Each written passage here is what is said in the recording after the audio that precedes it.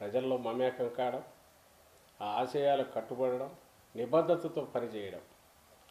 ఆ రకంగా ప్రజలు, ముఖ్యంగా పేదలు, దళితులు, మైనారిటీలు, ఎస్టీలు, వెనుకబడ్డ వర్గాలు, మొత్తంగా సమాజం, ఆంధ్రప్రదేశ్ రాష్ట్రం మొత్తం హక్కున చేర్చుకున్న నాయకుడుగా, ఆయనతో పాటు అడుగులు వేస్తున్న కార్యకర్తలుగా మేము అందరం బాధపడ్డాం. ఒక రకంగా జాలి కలుగుతుంది. ఎందుకంటే హఠాత్తుగా ఆకాశం నుంచి ఊడిపడినట్టు అటు నుంచి రావడం, నిన్నటి వరకు తెలంగాణ రాష్ట్రంలో ప్రయోగం చేయడం, ఆ తర్వాత ఉన్నట్టుండి ఇక్కడ ప్రత్యక్షం కావడం, అక్కడ ఉన్న వాళ్ళలో ఎక్సెప్ట్ కేవీపీ గారు తప్ప ఆమెకు వ్యక్తిగతంగా సన్నిహితంగా తెలిసిన వాళ్ళు లేరు. రఘువీరారెడ్డి గారు కొంత ఉన్నారు, సన్నిహితంగా ఉండేవాళ్ళు. మిగిలిన ఎవరు ఆమెకు ఎవరో తెలియదు. కొన్ని కాంగ్రెస్ పార్టీ గురించి ఏమైనా పూర్తి తెలుసా అంటే, తెలిసిందంతా తన కుటుంబాన్ని ఎంతగా హెరాస్ చేసింది ఆ పార్టీ రాజశేఖర రెడ్డి గారి మరణానంతరం. రాష్ట్రానికి అన్యాయం చేయడంతో పాటు కుటుంబానికి ఎట్లా ద్రోహం చేసింది. ఏ రాజశేఖర రెడ్డి గారు అయితే 2 సార్లు ఆ పార్టీ కేంద్రంలో అధికారం రావడానికి ఆయన చేసిన కృషి ప్రధాన కారణమని అప్పుడు ప్రధాని కూడా మన్మోహన్ సింగ్ గారు కూడా చెప్పిన రాజశేఖర రెడ్డి గారి కుటుంబానికి ఆయన మరణానంతరం తర్వాత జరిగిన పరిణామాలు నేను దాని లోతుకు పోదలుచుకోలేదు. ఎందుకంటే అందరికీ తెలుసు, అక్రమ కేసులు బనాయించి నేరుగా రాజశేఖర రెడ్డి గారి పేరు ఛార్జ్షీట్లు కూడా పెట్టిన పార్టీ కాంగ్రెస్ పార్టీ. తన అన్న ఈరోజు ముఖ్యమంత్రి జగన్మోహన్ రెడ్డి గారిని 16 నెలలు అక్రమంగా జైల్లో పెట్టారు. ఆ తర్వాత ఆ పార్టీ నాయకులే మీరు గమనిస్తే, ఆ రోజు ఆ పార్టీ నాయకుడు శంకర్రావు, అలాగే ఇటువైపు నుంచి టీడీపీ నుంచి ఎర్రనాయుడు గారు, ఇంకొకరు అశోక్ గజపతిరాజు, వాళ్ళు కలిసి వేసిన కేసులు, కుమ్మక్కై వేసిన కేసు. ఆ కేసులో ఛార్జ్షీట్లో రాజశేఖర రెడ్డి గారి పేరు పెట్టింది పార్టీ. సోనియా గాంధీ గారు చెప్తేనే పెట్టామని చెప్పి తర్వాత శంకర్రావు గారు ఆయనే తనంతట తానే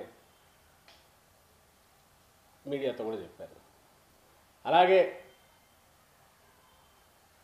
తర్వాత ఇప్పుడు ఆ పార్టీ నుంచి బయటకు వచ్చినట్టున్నారు గులాం నబీ ఆజాద్ గారు. ఆయన కూడా జగన్మోహన్ రెడ్డి గారు మాట విని ఉంటే ఈ కేసులు పెట్టేవాళ్ళం కాదు, ఇలాంటి ఇవన్నీ అక్రమ కేసులు, మాట విని ఉంటే ఇంకో రకంగా ఉండేవారు అని ఆయన చెప్పారు. ఆ పార్టీ గురించి చెప్తే అది పెద్ద పురాణం. రాష్ట్రంలో ఇప్పుడు ఉనికి లేని పార్టీ కాంగ్రెస్ పార్టీ. ఈరోజు ఉన్నట్టుండి ఆమె వచ్చి అక్కడ కొద్దిమంది చేరిన దగ్గర హఠాత్తుగా ఆవేశంగా ఒక్కసారిగా భాష యాస కూడా మార్చి గత 10 ఏళ్లలో రాష్ట్రానికి ఎంత అన్యాయం జరిగిందో ముక్కును బట్టి వరుసపెట్టి తనకు తోచినవి. చంద్రబాబు నాయుడు రోజు ఏ డైలాగులు చెప్తాడో అవే మాట్లాడుతుంది. ఇంక జాలి గెలక్క ఏమవుతుంది. మేము అడిగేది 2-3 ప్రశ్నలు ఇక్కడ వస్తాయి. మామూలుగా అయితే దీనికి ఆన్సర్ ఇవ్వాల్సిన అవసరం లేదు, కానీ ఒక రాంగ్ సిగ్నల్స్. ఆమె వైఎస్ రాజశేఖర రెడ్డి గారి కూతురు కావడం, ఆ కుటుంబానికి ముఖ్యమంత్రి గారి సహోదరి కావడం, అలాగే ఆమె ఇచ్చిన సిగ్నల్స్, ఇస్తున్న పిలుపులు కన్ఫ్యూజన్ క్రియేట్ చేసే అవకాశం ఉంది. కాబట్టి మా పార్టీలో వాళ్ళకు కూడా దీనికి ఎట్లా రియాక్ట్ కావాలనో అర్థం కాని పరిస్థితి. ఎందుకంటే ఒకప్పుడు ఒక కుటుంబ సభ్యురాలుగా తన అన్నకు సపోర్ట్ అవసరమైనప్పుడు ఆమె కూడా పార్టీ దీంట్లో పార్టిసిపేట్ చేసిన నాయకురాలుగా ఉండేవాళ్ళు. కాబట్టి సహజంగానే ఏమైనా మాట్లాడాలన్నా కూడా హెసిటేట్ చేసేవాళ్ళు. కానీ ఆమె మాత్రం నేరుగా జగన్ రెడ్డి అన్నారు, నీ ఎంత అన్నారు. నేను రాజకీయ ప్లాట్ఫామ్ మీద నుంచి దిగిన తర్వాత ఈ పాత్రలో నేనేం మాట్లాడాలని అవి మాట్లాడుతున్నానంటే మాట్లాడాను. ఇప్పుడు 2-3 క్వశ్చన్లు వస్తాయి. అందుకోసం సమాధానం కొంచెం చెప్పాల్సి వస్తుంది. షర్మిలమ్మ నిన్నటి వరకు తెలంగాణలో ఏం చేశారు 3 ఏళ్ళు? అక్కడ నుంచి ఇప్పుడు హఠాత్తుగా ఇటువైపు ఎందుకు వచ్చారు? తెలంగాణలో కాంగ్రెస్ ఉంది కదా, అక్కడే ఎందుకు చేయలేకపోయారు? అక్కడ నుంచి ఇక్కడికి ఉన్నటువంటి డెప్యుటేషన్ లాగా ఉన్నట్టు హఠాత్తుగా ఇక్కడికి రావడం ఎందుకు? ఎవరి ఇంట్రెస్ట్ ప్రొటెక్ట్ చేయడానికి? ఎందుకంటే ఈ రాష్ట్రంలో, ఆంధ్రప్రదేశ్ రాష్ట్రంలో గత ఎన్నికల్లో నోటాకు వచ్చిన ఓట్ల శాతం కంటే కాంగ్రెస్ పార్టీకి వచ్చిన ఓట్ల శాతం తక్కువ. నాకు తెలిసి 1.28% ఎంతో నోటా వస్తే 1.17% కాంగ్రెస్ పార్టీకి పోలయ్యాయి ఈ రాష్ట్రంలో, ఆంధ్రప్రదేశ్ రాష్ట్రంలో 19 ఎన్నికల్లో. మరి ఆ పార్టీ తరఫున వచ్చి రాహుల్ గాంధీ గారిని ప్రధాని చేయాలనే లక్ష్యంతో ఆ పార్టీకి వచ్చి ఇక్కడొచ్చి ఆమె చేయగలిగింది ఏమన్నా? చేయడానికి అవకాశం ఉండేది తెలంగాణలో ఉంది. ఎందుకంటే మొన్నటి ఎన్నికల్లో 63 సీట్లే వాళ్ళకి వచ్చింది. అత్యవసర దీంతో బయట ఉన్నారు. రాజశేఖర రెడ్డి గారికి అక్కడ కూడా బాగా పేరు ఉంది. ఆ రాజశేఖర రెడ్డి గారి పేరు కాంగ్రెస్ నాయకులు కూడా అక్కడ యథేచ్ఛగా వాడుకున్నారు మొన్న ఎన్నికల్లో. షర్మిలమ్మ ఏకంగా అక్కడ పార్టీని పెట్టి 3 ఏళ్ళు నడిపారు కాబట్టి అక్కడికి వెళ్ళి దానికి ఏదో వేణీలకు చల్లనట్టం కొంచెం తన పలుకు కూడా ఉపయోగించి తిరిగితే రాహుల్ గాంధీ గారిని ప్రధాని చేయడానికి ఏమైనా పనికొచ్చేదేమో తెలియదు. కానీ ఇక్కడ వచ్చి ఏం చేస్తారు? మరి ఎందుకు వచ్చారు? ఆమె లక్ష్యం రాహుల్ గాంధీ గారు చేయాలనో ఇంకోటం కాదు, సిబిఎన్ చంద్రబాబు నాయుడు గారిని ఇక్కడ ముఖ్యమంత్రి చేయడం ఎట్లా అని ఉన్నట్టుంది. అది కూడా ఎందుకంటున్నామంటే ఇంతగా చంద్రబాబు నాయుడు ఏదైతే ఆయన టార్గెట్ పెట్టుకున్నారో ఆయనకున్న అన్ని అస్త్రాలను ప్రయోగించడంతో పాటు ఆఖరణ దీన్ని కూడా తీసుకొస్తే ఎంతో కొంత వైఎస్ఆర్ అభిమానుల ఓట్లు కానీ ఇంకోటి కానీ ఏదైనా చీల్చడానికి ఉపయోగపడతాయేమో. మళ్ళీ ఆయనకు సోకాల్డ్ యాంటీ ఇన్కంబెన్స్ ఓట్లు చేరకూడదు, మళ్ళీ అవి ఎక్కువ చీల్తే డేంజర్, అంతవరకే పోవాలి. అందుకోసమే టార్గెట్ మైనారిటీలు కానీ, క్రిస్టియన్ మైనారిటీలు కానీ, దళితులు కానీ వీటి గురించే మాట్లాడే స్పీచ్ తయారు చేసి పంపిస్తున్నారు. మొత్తం దాని మీదనే నడిచింది. సో మేము అడుగుతున్నది ఒకటే, ఇంతకుముందు కొంత ప్రస్తావించాను. అసలు ఈ రాష్ట్రానికి ఎవరన్నా అన్యాయం చేసిన పార్టీ ఉందంటే చంద్రబాబు నాయుడుతో కుమ్మక్కాయ ఆ రోజు కాంగ్రెస్ పార్టీ చేసింది. దాంతోనే అన్యాయంగా ఆంధ్రప్రదేశ్ డివైడ్ అయింది. అడ్డగోలుగా డివైడ్ చేసి మనకు ఇటువైపు అవశేష ఆంధ్రప్రదేశ్ అనే చిన్న ముక్క మనకు ఇచ్చేసి పంపించారు. వితౌట్ డ్యూ జరగాల్సినవన్నీ ఇవ్వాల్సినవి మన హక్కులు ప్రొటెక్ట్ చేయకుండా, స్పెషల్ స్టేటస్ లాంటిది చట్టంలో చేర్చకుండా. ఈరోజు ఏమి అడుగుతున్నారు? స్పెషల్ స్టేటస్ గురించి ఎవరు పోరాడారు? అసలు పోరాడాల్సిన అవసరం ఉంది? చీల్చిందే కాంగ్రెస్ పార్టీ. ఏ ప్లాట్ఫామ్ మీద మీరు నిలబడి స్టేజ్ మీద మీరు నిలబడి మాట్లాడినారో, షర్మిలమ్మ మాట్లాడారు ఈరోజు అధ్యక్ష పదవి తీసుకుంటూ, ఆ పార్టీనే కదా మొత్తం అన్యాయం చేసింది. ఆ రోజు ఆ పార్టీ అక్కడ ఉన్నప్పుడు ఇదే చంద్రబాబు నాయుడు ఎండార్స్ చేశాక స్పెషల్ స్టేటస్ అనేది ఇవ్వాలనుకుంటే చట్టంలో ఎందుకు పెట్టలేదు? ఆ రోజు చట్టంలో పెట్టి ఉంటే ఇది కాక రాజధానికి సంబంధించినంత వరకు లిబరల్గా బడ్జెటరీ సపోర్ట్ ఇస్తామని సెంటర్ నుంచి అది కూడా చట్టంలో పెట్టింటే తర్వాత పరిస్థితి ఇల్టెందుకు తయారవుతుంది? ఒక్కసారి తాను చేసిన తప్పు తాను ఎక్స్ప్లెనేషన్ ఇవ్వాల్సింది పోవచ్చు ఆ పార్టీ. దానికి మూల్యం చెల్లించింది, అందుకే అడ్రస్ లేకుండా పోయింది. ఈరోజు ఆ పార్టీ తరఫున ఇప్పుడు షర్మిలమ్మ అవకాలు తప్పించుకొని జగన్మోహన్ రెడ్డి గారిని మమ్మల్ని అడుగుతోంది. చిత్రంగా ఉంది. ఆమె వ్యక్తిగతంగా ఆమె ఎక్స్ప్లెనేషన్ ఇవ్వాలా? ఎందుకంటే ప్రజల్లోకి వచ్చినారు కాబట్టి, ఒక అనలిస్ట్ గానో లేక ఆమె ఇండిపెండెంట్ ఒపీనియన్ కానీ, దట్స్ ఎ డిఫరెంట్ ఇష్యూ. ఈరోజు పార్టీ తరఫున వచ్చారు, ఒక నాయకురాలుగా ఎమర్జీ కావాలనుకుంటున్నారు, మంచిదే. కానీ ఇన్నాళ్ళు తెలంగాణలో ఏం చేశారు? తెలంగాణకు సంబంధించినంత వరకు అక్కడ లాస్ట్లో కాంగ్రెస్ పార్టీ అసలు అక్నాలెడ్జ్ కూడా ఎందుకు చేయలేదు? దాని ముందు ఇదే కాంగ్రెస్ పార్టీని అడ్డంగా మాట్లాడారు కదా. ఈ ఇదే షర్మిలమ్మ తెలంగాణలో తన తండ్రి పేరు కేసులో ఇది అక్రమంగా పెట్టారు, కేసులు బనాయించి పెట్టారని ఆ రోజు అన్నారు కదా, ఇంత అన్యాయం చేసిన పార్టీ అని అన్నారు కదా. మరి ఈరోజు అదంతా ఎట్లా మర్చిపోయారు? లేదు ఆఖరికి వచ్చినాక ఆమె ఏదో రియలైజేషన్ అనుకుంటే, పోనీ ఆ కాంగ్రెస్ వాళ్ళు వచ్చి ఈమెను అడిగారా సపోర్ట్ ఇవ్వమని? లేదు ఈమె 119 స్థానాలకు పోటీ చేస్తారని మళ్ళీ ఎందుకు చేయలేదు? అసలు తెలంగాణ ప్రజలకు ఏమి ఆన్సర్ ఇవ్వకుండానే అట్లా తెర మీద నుంచి పక్కకి ఎందుకు జరిగారు?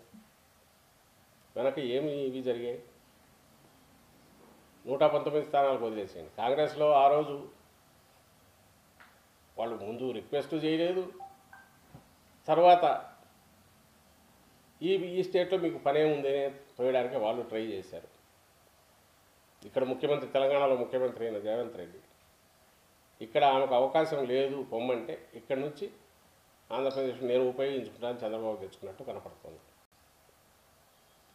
అక్కడి నుంచి ఇక్కడికి వచ్చిన తర్వాత ఈరోజు రావడమే ఈ 10 ఏళ్లలో ఏం జరిగింది అని క్వశ్చన్ వేయడంతో పాటు జగన్ రెడ్డి అనడం, నియంత అనడం, ఈ భాష ఇవన్నీ చూస్తుంటే నిజంగానే ఆశ్చర్యం వస్తుంది. ఇప్పుడు మళ్ళీ టు ది పాయింట్ దాని వరకు వస్తే స్పెషల్ స్టేటస్ గురించి ఆ రోజు తప్పు చేసిన కాంగ్రెస్ పార్టీ, మా పార్టీ వరకు, జగన్మోహన్ రెడ్డి గారి వరకు, ఆ రోజు కానీ ఈ రోజు కానీ ఎప్పుడు దానికి కట్టుబడి ఉన్నామని చెప్తున్నాం. పోరాటం ఏ పద్ధతిలో చేయాలని చేయడంతో పాటు సెంటర్లో ప్రెజర్ పెట్టగలిగిన సంఖ్యలో లేదా సెంటర్ ఇక్కడ డిపెండ్ కాక తప్పని పరిస్థితి ఉంటే అప్పుడు మాత్రమే ఇది సాధ్యమయ్యేది. అంతవరకు దాన్ని సజీవంగా ఉంచే ఆ డిమాండ్ ఎప్పటికప్పుడు దాన్ని లేవనెత్తుతూ ఎప్పుడైతే అవకాశం వస్తుందో అప్పుడు దాన్ని సాధించుకోవాలనే దాంతో ముందుకు కదులుతుంది. ఆ అవకాశం వస్తుంది ఎప్పుడో ఒకసారి రాకపోతే. ఆ కమిట్మెంట్ ఉండబట్టే జగన్మోహన్ రెడ్డి గారు ప్రధానమంత్రి తన పక్కన ఉన్నప్పుడు ఆ మీటింగ్లో కూడా ఆ మధ్య వైజాగ్ దగ్గర సభలో అక్కడ కూడా అదే రైజ్ చేశారు. దాన్ని ఏం చాప కిందకి తోయలేదు, లేదంటే మర్చిపోలేదు. మా గవర్నమెంట్ ఫామ్ కాగానే ఢిల్లీలో జరిగిన ప్రెస్ కాన్ఫరెన్స్లో కూడా జగన్మోహన్ రెడ్డి గారు చెప్పారు, మోడీ గారికి బీజేపీకి ఫుల్ మెజారిటీ రావడం అనేది మా మీద ఆధారపడే అవసరం లేకపోవడం అనేది ఈ పరిస్థితికి కారణమవుతుంది. ఎవరైనా అక్కడ ఉండి ఆధారపడాల్సి వస్తే అప్పుడు అడిగి చేయించుకోవడము, ఒత్తిడి తీసుకురావడం కుదురుతుంది. ఖచ్చితంగా ఎప్పుడో ఒకసారి దాన్ని సజీవంగా ఉంచుదాం, సాధించుకుందాం అనేది ఆ రోజు చెప్పారు, ఇప్పుడు చెప్తున్నాం. కానీ పాయింట్ వచ్చి అంతకుముందు చంద్రబాబు నాయుడు సరే ఆయన ఆ క్యాబినెట్లో ఉన్నాడు, చేయలేదు, దాట్స్ డిఫరెంట్ ఇష్యూ, ఆయన అనాల్సింది అనొచ్చు, కాదనాలి. కానీ కాంగ్రెస్ పార్టీ బాధ్యతలు ఆమె తీసుకున్నప్పుడు కాంగ్రెస్ పార్టీ స్పెషల్ స్టేటస్ ఎందుకు ఆ రోజు చట్టంలో చేర్చలేదు? కాంగ్రెస్ పార్టీ అడ్డగోలుగా ఈ స్టేట్ను ఎందుకు డివైడ్ చేసింది? ఎందుకు ఆంధ్రప్రదేశ్కు తగిన గ్యారంటీలు కల్పించకుండా ఏకపక్షంగా అసలు ఎలాంటి ఇది లేకుండా డివైడ్ చేసింది? దానికి ఆన్సర్ అయితే ఇవ్వాలిగా. ఆ పార్టీ దానికి ఆన్సర్ ఇవ్వాల్సిన అవసరం కూడా లేనంతగా నేను ఇంతకుముందు 100 కంటే తక్కువ ఓట్లు వచ్చాయి. జనం కూడా దానికి వేయాల్సిన శిక్ష వేశారు. కానీ ఈమె మాట్లాడుతున్నారు కాబట్టి ఇక్కడికి వచ్చి ఈరోజు దీన్ని భుజానికి ఎత్తుకొని నేను నడిపి రాహుల్ గాంధీ గారిని ప్రధాని చేస్తానన్నారు కాబట్టి దానికి సంబంధించినంతవరకు ఆమె ఎక్స్ప్రెషన్ అయితే ఇవ్వాల్సి వస్తుంది.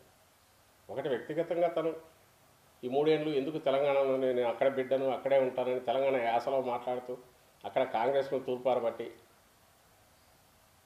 ఈరోజు ఉన్నట్టుండి అక్కడి నుంచి ఇక్కడికి షిఫ్ట్ అయ్యారు. నా జీవితం అంతా తెలంగాణకి అంకితమై ఈరోజు ఎందుకు వెనక్కి ఇటు వచ్చారు?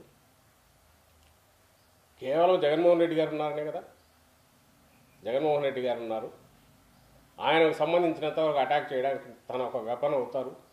ఆ వెపన్ ఎవరికి ఉపయోగపడుతుంది ఆయుధం అనేది కూడా ఆమెకు తెలుసు, చంద్రబాబు నాయుడుకి ఉపయోగపడుతుంది. సో ఆ పర్పస్ కోసమే వచ్చారనేది మేమనడం కాదు, ప్రజలకు తెలుసు పూర్తిగా. దీనివల్ల ఫలితం ఏమీ ఉండదు. 100 కంటే తక్కువ వచ్చిన పార్టీకి ఇప్పుడు అది ఏ రకంగా చేసినా తెలుగుదేశం పార్టీ వెంటిలేటర్ మీద ఉంటే ఈ పార్టీ అసలు కనుమరుగైంది. దాన్ని ఏమంటారు అసలు ఎవరికి దాని గురించి అనుకును ఆ పార్టీ నాయకులు అనబడే వాళ్ళు కూడా ఎవరు లేరు. ఇప్పుడు ఆ పార్టీకి మళ్ళీ జీవం పోయడం అంటే శవానికి జీవం పోయడం లాంటిదే, అది ప్రాక్టికల్ కుదిరేది కాదు. సో ఇందులో ఎవరు ఎత్తుగడ ఉంది అంటే చంద్రబాబు నాయుడు గారు ఎత్తుగడ ఉంది. అందుకే ఆ సెక్షన్ ఆఫ్ మీడియా రేపటి నుంచి ఈవెన్ విపరీతంగా ప్రొజెక్ట్ చేస్తారు. రామోజీరావుకి ఎందుకు అందుకు ప్రేమ, రాధాకృష్ణకి ఎందుకు అందుకు ప్రేమ, చంద్రబాబు నాయుడు చెల్లిని బయట వేసాడని జగన్మోహన్ రెడ్డి అనడంలో ఎందుకు ఆయనకెందుకు ఆమె మీద అంత ప్రేమ, కేవలం ఒకే ఒకటి, ఆయన ఈరోజు తన టార్గెట్ తాను ప్రజలకు ఏం చేసినాడో చంద్రబాబు నాయుడు చెప్పుకోలేక, చంద్రబాబు నాయుడు ప్రజలకు ఏం చేశాడో తన హయాంలో చెప్పుకునే పరిస్థితి లేక, అలాగే జగన్మోహన్ రెడ్డి గారు ఈ 5 ఏళ్లలో ప్రభుత్వంలో ఉండి ముఖ్యమంత్రిగా ఉండి చేసిన వాటిని నుంచి ప్రజలను ఏమార్చాలన్నా, అబద్ధాల కల్పితాలన్నీ ప్రచారం చేసి 4 రకాల అటాకులు పెట్టాలన్నా, అలాగే ఎంతో కొంత నేను ఇంతకుముందు అన్నట్టు వైఎస్ఆర్ అభిమాన ఓట్లు ఉన్నా లేదా దళితులు, ఎస్సీలు, మైనారిటీల్లో ఏదైనా కొంచెం చీలిక ఏమైనా తీసుకురావచ్చు అనే ఉద్దేశంతో అనే కుట్రతో చేసిన పథకం ఒక భారీ కుట్రలో ఈమె ఒక వస్త్రమయ్యారు, ఈరోజు ఇక్కడికి వచ్చారనేది స్పష్టంగా కనపడుతుంది.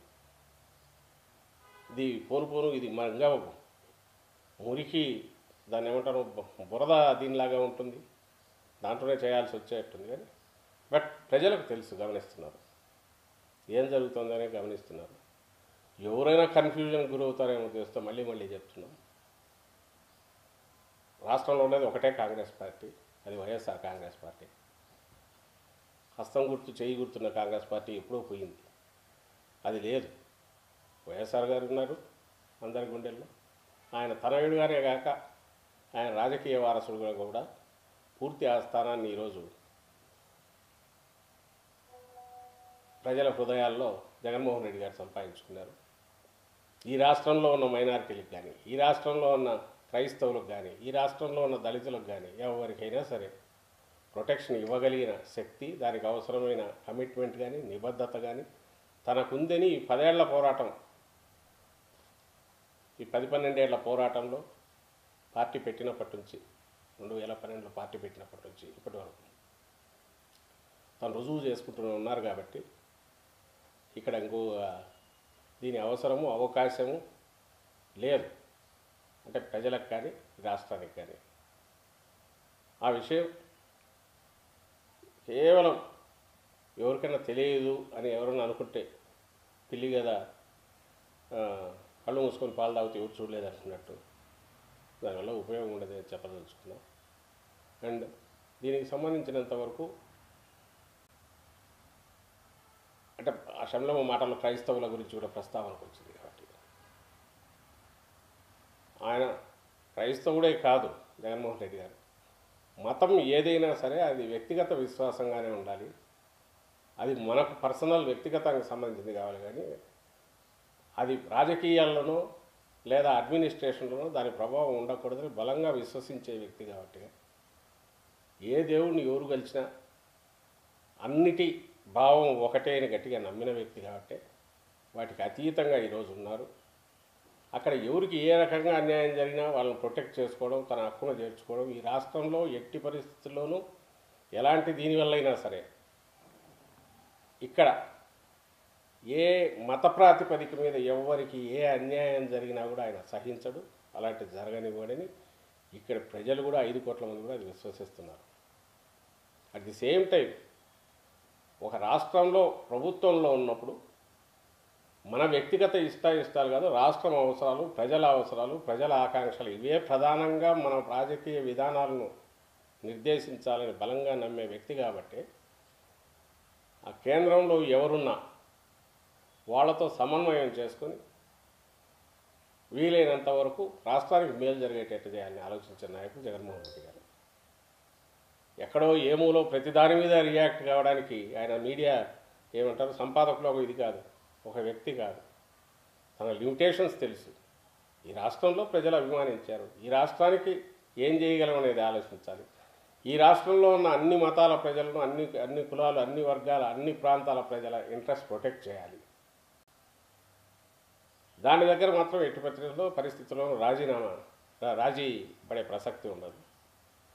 అట్ ది సేమ్ టైం మనం మన జోక్యం కానీ మన ప్రమేయం వల్ల కానీ ఎలాంటి ప్రభావం చూపలేని వాటి గురించి ఎక్కడో వాటి గురించి ఏదో నోటి దూల తీర్చుకోవడానికి ఉపన్యాసాలు ఇవ్వడమో ప్రసంగాలు ఇవ్వడమో స్టేట్మెంట్లు ఇవ్వడమో ఆయనకి ఇష్టం ఉండదు. అది కూడా ప్రజలకు తెలుసు, ఇక్కడ ప్రజలకు. అందుకే అంత బలంగా ఆయన నమ్ముతున్నారు. మా కోసం నిలబడే నాయకుడు ఎవరైనా ఉంటే జగన్మోహన్ రెడ్డి, మా కోసం నిలబడే పార్టీ ఏదైనా ఉంటే వైఎస్ఆర్ కాంగ్రెస్ పార్టీ అని రాష్ట్రంలోని అన్ని వర్గాల ప్రజలు, అన్ని ప్రాంతాల ప్రజలు, అన్ని మతాల కులాల ప్రజలు బలంగా విశ్వసిస్తున్నారు. కాబట్టి వైఎస్ జగన్మోహన్ రెడ్డి గారి చెల్లెలుగా, రాజశేఖర రెడ్డి గారి కూతురుగా షర్మిలమ్మను అభిమానిస్తారు. అది కూడా ఆమె పోగొట్టుకునే దిశగా రావడం ఈరోజు మొదలు పెట్టింది, అలాంటి అడుగులు వేస్తుంది అనేది ఈరోజు ఆమె మాట తీరు కానీ బిహేవియర్ కానీ చూస్తే అర్థమవుతుంది. అందుకు ఇంతకుముందు నేను అన్నట్టు జాలిపడడం తప్ప వేరే ఏం చేయలేకపోవచ్చు. ఏపీ సీఎంతో పాటు చంద్రబాబు నాయుడిని కూడా ఆమె విమర్శించింది. ఇద్దరు కూడా రాష్ట్ర ప్రయోజనాలను తాకట్టు పెట్టారని చెప్తున్నారు. మీరేమో చంద్రబాబు ఇంట్రెస్ట్ కాపాడడం కోసమే షర్మిల కాంగ్రెస్లోకి వచ్చిందని మీరు అంటున్నారు. ఇప్పుడు ప్రధానంగా చంద్రబాబు నాయుడు గారికి సంబంధించిన 14-19 మధ్య ఏం చేశారనేది ఆమె టార్గెట్ ఏదో మాట్లాడలో తొలినా ఆయన పోయేదైతే ఏమీ లేదు. ఎందుకంటే ఇప్పుడు ఆయన ఉన్నది దాదాపు నేను ఇంతకుముందు అన్నట్టు వెంటిలేటర్ మీద ఉన్నాడు. పొత్తులు పెట్టుకొనో ఓటును ఏ ఓటు అయితే జగన్మోహన్ రెడ్డి గారి వస్తుందో అది చీలాలి, ఏ ఓటు అయితే జగన్మోహన్ రెడ్డి గారికి వ్యతిరేకంగా ఉందని ఆయన అనుకుంటున్నాడు ఈ మా పార్టీకి, అది కలిసి ఉండాలి. ఇదే ఆయన టార్గెట్. అందుకే ఆయన ఏది చేసినా అదే చేస్తున్నాడు. పవన్ కళ్యాణ్ కూడా అక్కడక్కడ ఇంతకుముందు విమర్శించినవాడే, ఆయన ఈరోజు ఆయనతో కలిసాడు. ఎందుకంటే ఈరోజు ఆ ఓటు చీలకూడదు, యాంటీ ఇన్కంబెన్సీ అనే ఓటు చీలకూడదనే ప్రయత్నంలో భాగంగా ఈరోజు ఈమె ఇది మాట్లాడిన ఆ మాటల్లో డొల్లతనం క్లియర్గా కనపడుతుంది. ఎందుకంటే ఇర్రెలవెంట్ చంద్రబాబు నాయుడు ఇప్పుడు ఉండేది ఆయన ఇర్రెలవెంట్ దీంట్లో ఉన్నారు. ఆయన పాస్ట్ హిస్టరీ ఇంకా 4 మాటలు ఎక్కువ మాట్లాడినా కొంపలంటకు పోయేదేం లేదు, ఆయనకు పోయేదేం లేదు. ఆయన బీజేపీ